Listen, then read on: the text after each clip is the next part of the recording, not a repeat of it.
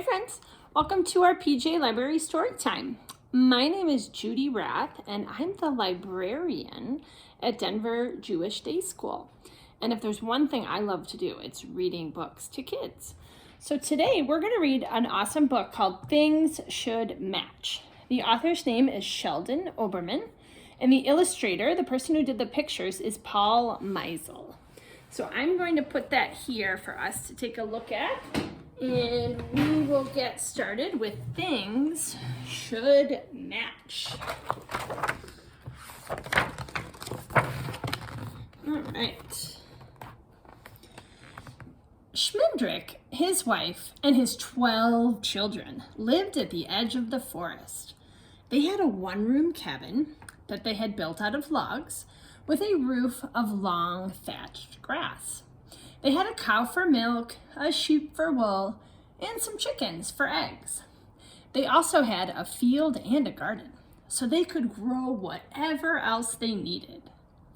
They always said to one another, "We don't have two coins to rub together, but except for that, we're quite well off."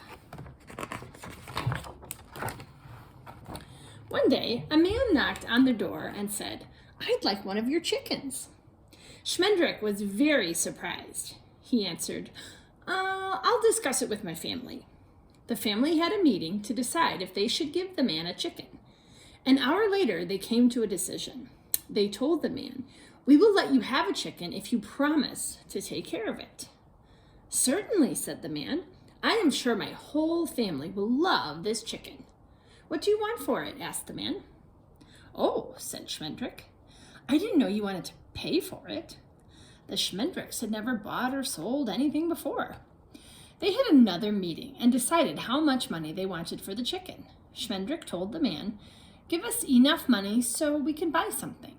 The man smiled. He took the chicken and he gave Schmendrick a small copper coin. The Schmendricks sat around their shaky old table staring at the coin. They all tried to think of something they needed to buy. They couldn't think of anything. Then Schmendrick said, "Ooh, I lost a button from my shirt. Let's buy a button." The Schmendrick family decided to buy the button together. They walked into town and stood outside the department store. They read out the words on the big sign over the door. The sign said, "We have everything you need, and even things you don't." Schmendrick was very impressed. He told his wife and children, "This is the biggest and the best store in town." He was right, because it was also the only store in town. The Schmendricks were amazed at all the shelves full of things. Finally, they found the button department, and Schmendrick said to the sales clerk, "I want to buy a button." The clerk loved to sell things. The more, the better. So he said to Schmendrick, "I can sell you a new button, but if you buy a new button, it won't match your old buttons.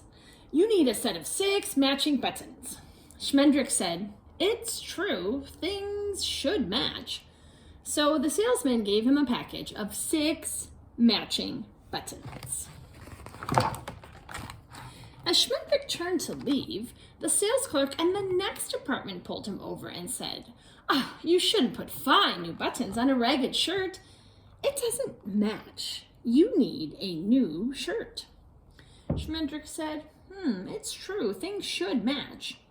So that sales clerk brought him a new shirt and sewed on those new buttons right then and there. The salesperson in the next department pulled Schmendrick aside and he said, "How can you wear that new shirt when the rest of your clothes are so old? You need a whole new outfit." Schmendrick answered, "It's true, things should match." The sales clerk dressed him up in shiny shoes, silk socks, pants, jacket, tie, and a very sporty hat. The salesperson in the next department saw how much Schmendrick was buying and called him over. He said, "How can you wear such fine new clothes when your wife and your children are dressed in rags? They need new clothes as well." Schmendrick looked at his wife and children and said, "It's true, things should match." So the wife and children got fine new clothes. But just as they were admiring each other, the sales clerk from the car department came over and said, "Oh, you are such a well-dressed family. You need a fine new car." The whole Schmendrick family looked at one another and nodded. "It's true," they said. "Things should match." The sales clerk showed them the best car on the lot. Everyone in the family was delighted. They bounced on the seats, pushed the buttons, honked the horn, and rolled the windows up and down as if it were the first time they'd ever been in a car. And in fact, it was. Another clerk dragged them out of the car and said, "Oh, you have fine new clothes and a fine new car. You need a fine new house." The Schmendricks thought about their shabby old cabin and said, "Oh, it's true. Things should match." So the salesperson showed them a picture of the finest, newest house in town. "We'll take it," said the Schmendricks. Before they knew it, they were surrounded by sales clerks from every department who showed them furniture, drapes, carpets, appliances, paintings for the walls, and so much more for their fine new house. Naturally, the Schmendricks agreed that they had to have it all. After all, they said, things should match. Finally, the day was ending and the department store was closing. The Schmendricks headed toward the door with so many boxes and packages and crates that everyone in the store had to help carry it all. Just as they were leaving, the manager put his hand on Schmendrick's shoulder and whispered, "There's just one more thing." "Another thing," said Schmendrick. "We can't imagine one more thing that we could need."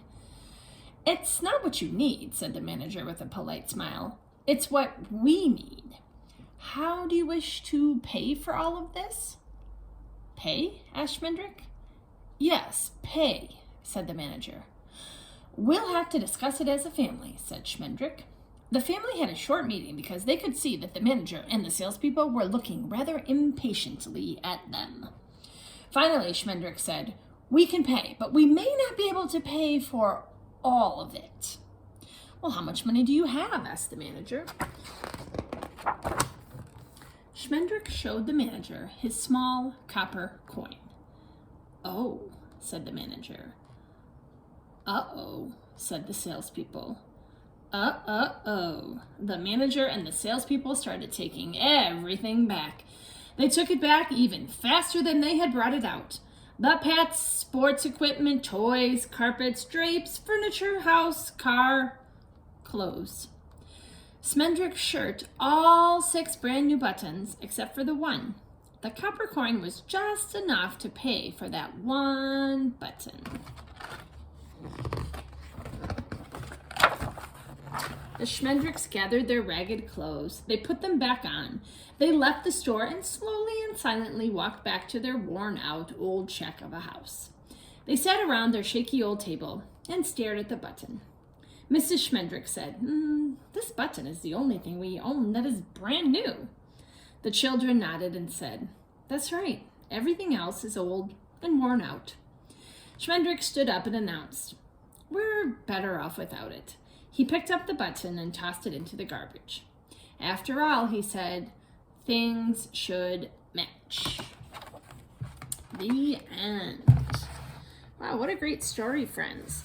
You know what that reminded me of was how, in the end, the Schmendricks realized that they really didn't need a lot of new stuff after all, that they could be really happy with the things that they already owned. All right, friends, I hope you enjoyed our story time today. And Shabbat Shalom, and have a wonderful weekend. Thanks for watching. Bye.